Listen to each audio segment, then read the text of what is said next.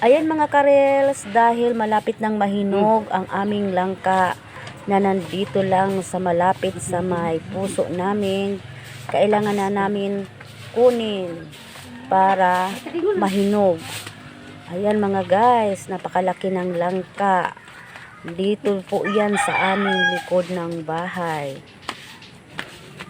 Isa lang po yan na malaki, pero yung iba ginulay na namin, kaya yan na lang yung natira na kailangan namin pahinugin.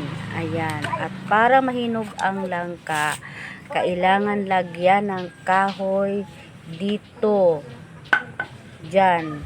Linalagyan yan ng kahoy ng asawa ko para madali siyang mahinog. Ganyan po yung pagpapahinog dito sa langka sa summer. Nilalagyan ng kahoy para madali siyang mahinog at matamis na matamis kapag ito ay mahinog na.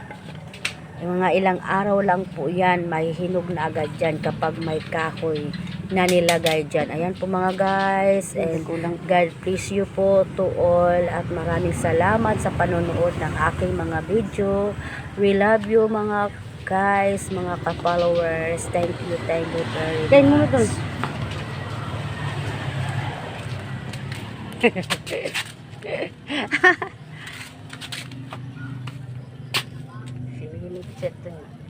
Bulang.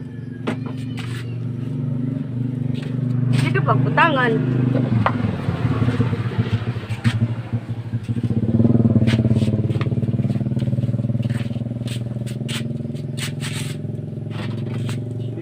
Kuha ka.